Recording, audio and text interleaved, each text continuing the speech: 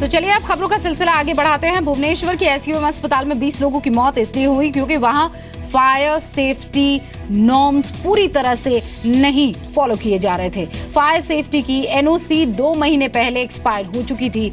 SUM अस्पताल कोई इकलौता ऐसा अस्पताल नहीं है जहां इस तरह की लापरवाही बरती जा रही है। इस घटना के बाद हमने देश में कई अस्पतालों का रियलिटी चेक किया है कि अस्पताल आग से कितने सुरक्षित है। साथ ही हमने एक रिसर्च भी की जिसमें चौंकाने वाली बात सामने आई है कि देश कई ऐसे बड़े शहर है देश में जहां कभी भी आग की वजह से कोई भी बड़ा एक्सीडेंट या हादसा हो सकता है। बेंगलुरु की बात करिए। बेंगलुरु को देश की साइबर कैपिटल कहा जाता है। यहाँ कई बड़ी कंपनियों के ऑफिसेस हैं, लेकिन इस शहर में करीब 1 लाख बिल्डिंग्स ऐसी हैं जहां एक न्यूनतम बिल्कुल निचले स्तर तक का फायर प्रूफ सिस्टम नहीं है। इस शहर में करीब 16 लाख प्रॉपर्टीज हैं जिनमें घर हैं, ऑफिसेज हैं, दुकानें शामिल हैं। 2011 से लेकर अब तक इन 16 लाख प्रॉपर्टीज में सिर्फ, ध्यान से सुनिए, सिर्फ 250 ने ही फायर सेफ्टी ऑडिट के लिए सरकार से संपर्क किया है। 16 लाख में से सिर्फ 250। मुंबई की बात करते हैं। 2012 से लेकर अब तक फायर डिपार्टमेंट ने 6,838 हाउसिंग सोसाइटीज को कमर्शियल बिल्डिंग्स की जांच की और इसमें से 4,453 बिल्डिंग्स में आग से बचने की कोई भी सुविधा नहीं है, कोई उपाय ही नहीं मिला है वहां। 2016 की कैग रिपोर्ट यानी CAG रिपोर्ट के मुताबिक 2010 से 2015 के बीच महाराष्ट्र की 8 नगर पालिकाओं ने फायर सेफ्टी के लिए जो बजट तय किया था उसमें 78% हिस्से का इस्तेमाल हुआ ही नहीं। 78% विदाउट यूज। 2016 की कैग की रिपोर्ट के मुताबिक दिल्ली में फायर सर्विस के पास दिल्ली की ऊंची इमारतें और हाई राइज बिल्डिंग्स की जानकारी है ही नहीं। इसके अलावा फायर सर्विस के पास फायर सेफ्टी सर्टिफिकेट्स के रिन्यूअल के लिए भी कोई जानकारी नहीं है। ये आंकड़े हैं ना चौंकाने वाले। अस्पतालों की रियलिटी चेक की भी हमने जिम्मेदारी उठाई। जम्मू चलते हैं।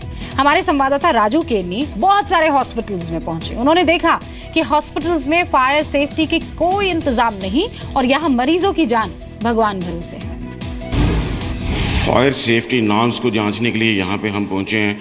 ये गवर्नमेंट मेडिकल कॉलेज हॉस्पिटल है और यहाँ पे जो है सेफ्टी नॉर्म्स जो हैं वो जब ये बिल्डिंग बनी थी तब लगाए गए थे, लेकिन वो कितने चेक हुए हैं ये हम आपको बताते हैं। ये रियलिटी चेक इसका है। ये हाइड्रेंट जो है यहाँ पे लगा हुआ है, ये शायद ही कोई आखिरी बार यहाँ पे कब खोला गया हुआ है, इसे आप खुद ही देख सकते हैं। ये किस तरह से ये जाले लगे हैं, ना तो इसकी कभी मेंटेनेंस हुई है और जिस तरीके से ये हाइड्रेंट दिखा रहा है, हालांकि ये हॉस्पिटल जो है सबसे बड़ा हॉस्पिटल जम्मू प्रोविंस का है और इस हॉस्पिटल में जो है आगजनी की घटनाएं भी होती रही हैं। और इसी साल में अगर हम देखें तो यहाँ के CCU जो वार्ड था वहाँ पे आगजनी की घटना हुई थी। काफ़ी अपने आप में वो एक सीरियस मामला था। जाँच कमेटी भी बिठा दी गई थी इस हॉस्पिटल में, लेकिन वो जाँच कमेटी का कोई नतीजा नहीं निकला, शायद वो बाहर नहीं आया।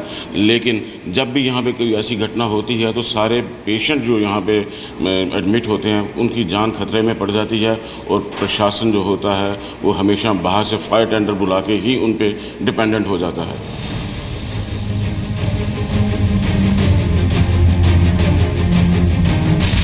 गवर्नमेंट मेडिकल कॉलेज हॉस्पिटल का ये CCU यूनिट है। इसी CC यूनिट में जो था इसी साल जो है आग लगी थी और यहाँ पे जो था इतना सफोकेशन हो गया था लोगों को कि बाहर निकलना दिक्कत था।